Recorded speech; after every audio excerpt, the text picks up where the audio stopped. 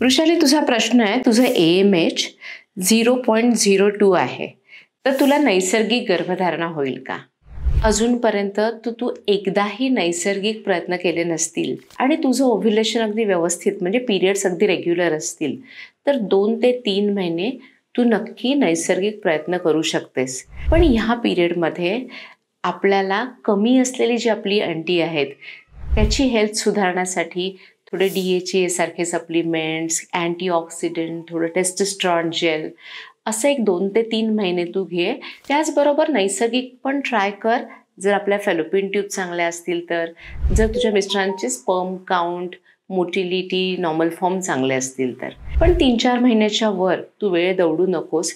जेवढी काही आपली एग्ज आहेत ती लवकरात लवकर आपण बाहेर काढून त्याचे गर्भ बनवून ठेवू आणि त्यानंतर पाहिजे तर परत एकदा तू नैसर्गिकसाठी ट्राय करू शकते.